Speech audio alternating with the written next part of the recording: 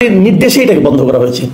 সরকার বলেছে যে দল হিসাবে গণহত্যার জন্য আওয়ামী লীগের দায় কতটুকু সেটা একটা বিচার করা হবে ট্রাইব্যুনালে, এবং সেই বিচার যতদিন শেষ না হবে ততদিন পর্যন্ত আওয়ামী লীগ কোনো ধরনের পলিটিক্যাল অ্যাক্টিভিটিস করতে পারবে না। এখন সেই বিচার যদি আগামী নির্বাচনের আগে শেষ না হয় তাহলে আওয়ামী লীগ নির্বাচনে অংশ নিতে পারবে না দলীয়ভাবে, মানে নৌকা মার্কার কোনো প্রতীক আপনারা নির্বাচনে দেখতে পাবেন না। এবং এদিকে নির্বাচন কমিশনে কিন্তু আওয়ামী লীগের যে নিবন্ধন সেটাকে স্থগিত করে রেখেছে। কাজেই ধরে নেওয়া যাচ্ছে আর যদি নির্বাচন হওয়ার আগেই সে ট্রাইব্যুনাল থেকে রায় চলে আসে, যদি রায়টা আওয়ামী লীগের পক্ষে আসে যে আওয়ামী লীগকে নিষিদ্ধ করা হলো না, তাহলে হয়তো আপনারা আওয়ামী লীগকে পাবেন। আর যদি আওয়ামী লীগকে নিষিদ্ধ করে দেয় তাহলে স্থায়ীভাবেই হারাবেন। এটি হলো বাস্তবতা। বর্তমান নির্দলীয় অন্তর্বর্তীকালীন সরকারের এই হচ্ছে রাজনৈতিক অবস্থান। এটাকে এভাবেই রাখুন, এভাবেই ভাবুন। অরাজনৈতিক দলের, অরাজনৈতিক সরকারের রাজনৈতিক অবস্থান হচ্ছে এটা যে আওয়ামী লীগ তাদের বিরুদ্ধে বিচার শেষ হওয়ার আগ পর্যন্ত কোনো রাজনৈতিক কর্মকাণ্ডই চালাতে পারবে না। মানে আওয়ামী লীগ নিয়ে কোনো আলোচনা চলবে না, আওয়ামী লীগ নিয়ে, আওয়ামী লীগের পক্ষে, আওয়ামী লীগের ভালো মন্দ নিয়ে কথা বলা যাবে না। যা হোক না হোক, কিন্তু আমরা তো জানি পৃথিবীর সব দেশেই রাজনৈতিক দলগুলোর কিছু নিজস্ব ভোট থাকে, মানে যারা ওই দলটা করে, ওই দলের কর্মী, ওই দলের সমর্থক, তারা ওই দলকেই ভোট দেয়। যেমন কিছুদিন আগে আপনারা জানেন, গত কয়েক বছর আগে পাকিস্তানে ইমরান খানের যে পার্টি ছিল তেহরিক ইনসাফ, তাদেরকেও কিন্তু এরকম ভাবে নির্বাচনের আগে নিষিদ্ধ করা হয়েছিল যে তারা তাদের যে প্রতীককে নিষিদ্ধ করা হয়েছিল, তারা প্রতীক নিয়ে ওই দলের অধীনে কোনো নির্বাচন করতে পারবে না। ওই দলের যারা সমর্থক ছিলেন, ওই দলের যারা নির্বাচন করতেন দল থাকলে পরে, তারা সবাই স্বতন্ত্র দাঁড়িয়েছিলেন। এবং ইন্টারেস্টিং হলো তারাই একক সংখ্যাগরিষ্ঠ হয়েছিল, সে স্বতন্ত্র দল, সে যাই হোক না কেন, আমি ওই আলোচনায় যাচ্ছি না। তো এখানে সেরকম কিছু হবে কিনা আমি জানি না।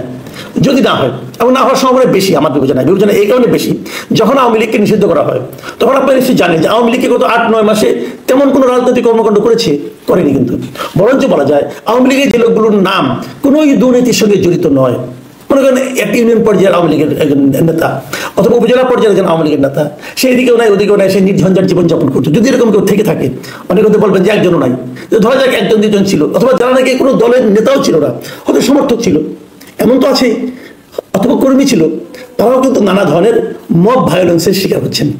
কাজেই তারা যে ইলেকশন করতে পারবে না, এটা আমার কাছে মনে হয় না। এখন প্রশ্ন হচ্ছে, যদি তারা নির্বাচন করার সুযোগ না পায়, যদি সেখানে নৌকা মার্কার কোনো প্রতীক না থাকে, তারপরেও তো দেশে আওয়ামী লীগের কিছু ভোট আছে।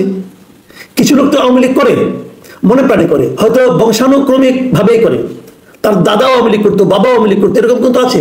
ওগুলিকে আমরা আওয়ামী পরিবার হিসেবেই চিনি। এরকম বিএনপির কিছু পরিবার আছে, জামাত ইসলামের কিছু পরিবার আছে, এটা থাকবে। তো সেই লোকগুলি কোথায় ভোট দিবে? সেই লোকগুলির জন্য আপনি কিন্তু একটা বিকল্প সরিয়ে নিলেন যে তাদের জন্য কোনো চয়েস নাই, তাদেরকে বাকিগুলির মধ্যে ভোট দিতে হবে। তারা কোথায় দেবে ভোটটা? এই প্রশ্নটা আমাকে অনেকেই করেছেন, আমি নিজেও আমাকে করেছি। তো আমি খুব ভালো জবাব পাইনি, আমি কিছু পেয়েছি, বাট আমি বুঝতে পারছিলাম না এই জবাবটাই সঠিক কিনা।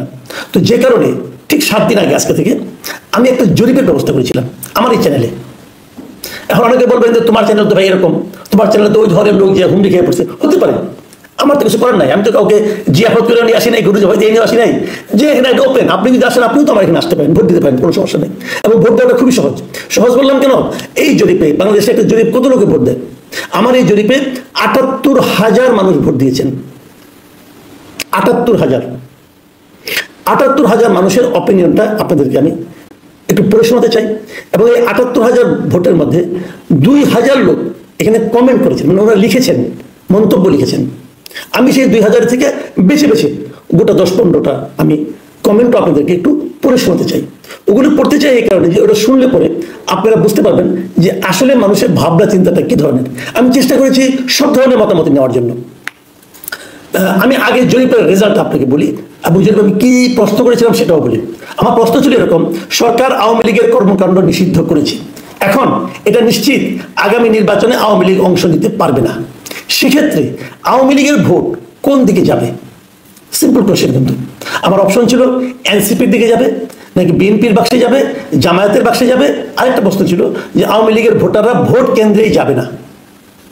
এই 4টা অপশনের মধ্যে এখানে আমাদের যারা নাকি আপনার এই ধরনের জরিপে আর 4টা অপশন দেওয়া যায়, আর বেশি অপশন দেওয়ার কোনো সুযোগ থাকে না। এই জন্য আমি হয়তো আরো কটা অপশন দিতাম। যাও, এই 4 অপশনের মধ্যে আমি কি পেয়েছি সেটা আমি বলি আপনাদেরকে। এনসিপির বাক্সে যাবে, এনসিপির দিকে যাবে, এটা বলেছেন 5% মানুষ, 5%। বিএনপির বাক্সে যাবে এমন বলেছেন 19% মানুষ, 19%। জামায়াতের বাক্সে যাবে এটা বলেছেন 6% মানুষ, মানে 6%।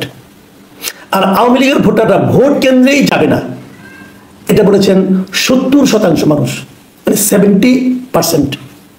আমার কাছে এখানে সবচেয়ে ইন্টারেস্টিং লেগেছে, সেটা আমি বলি।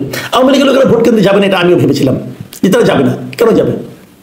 এবং যদি আওয়ামী লীগের 70% যদি ভোট কেন্দ্রে না যায়, আমাদের এই নির্বাচনী ব্যবস্থা সংস্কারের যে এটা আছে, যে সুপারিশ বলা আছে, সেখানে কিন্তু বলা হয়েছে যে যদি কোনো জায়গায় 40% কম ভোট পড়ে, তাহলে সেই নির্বাচনটা আবার নির্বাচন করতে হবে।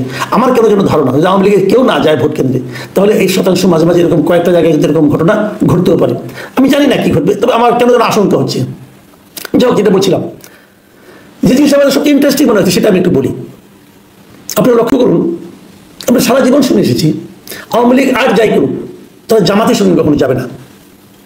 জামাতের সঙ্গে আওয়ামী লীগের একটা মৌলিক বিরোধ আছে, কিন্তু আওয়ামী লীগ কখনোই জামাতে ভোট দেবে না, এটা আমার সারা জীবনের ধারণা ছিল।